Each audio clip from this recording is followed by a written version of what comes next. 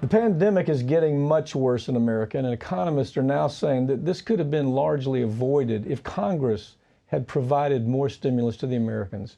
It's a story that makes perfect sense. I got Farron Cousins with me to talk about it.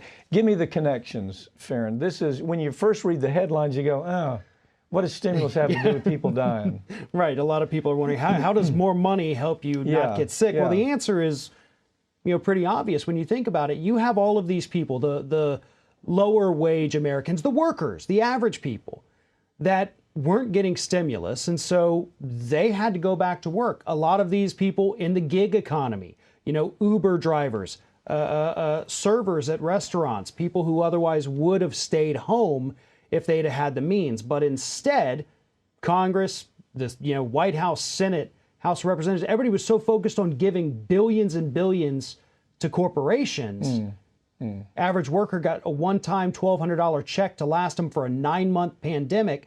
They were forced to go back to work, or else they risk losing their homes, losing their vehicles, not being able to pay their bills. So they're out there on the front lines getting sick now. And that's why we're seeing such a massive spike, because people can't stay home. Okay, so both parties being hugely unreasonable. Oh, yeah. The Democrats want $3 trillion. The Republicans are going to say that's too much. The Democrats want to use it for all of their pet projects. The Republicans do too.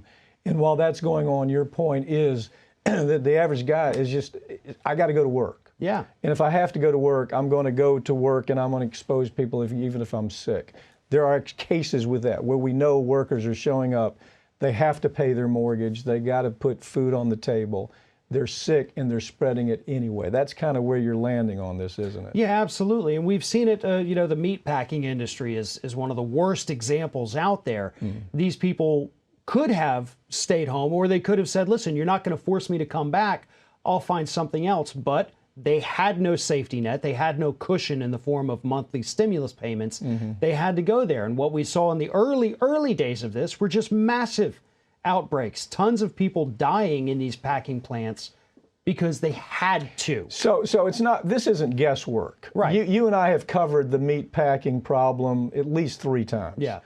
And so this isn't guesswork. It's not speculation. I'm so damn tired of the politics involved here leading up to the election. The Democrats were gaming the system. Republicans were gaming the system. Mitch McConnell said there's not going to be any movement at all. And while that's happening, your theory and the theory of many, many economists that have looked at this, it says there's a direct relationship between you holding this money up and the spread of the virus. Well, and you've got Mitch McConnell, who still refuses to have it, and yet he called the Senate back this week to vote on 6 new judges for lifetime appointments. So that's where his focus has been. The big rush with the lame duck presidency is put as many of these folks in. And actually, depending on how Georgia goes, I'm not convinced they still can't continue pushing judges. You're going to have 3 or 4 Democrats that say, okay. Right. We saw it with the Obama administration. Nothing really changes there, does it? No.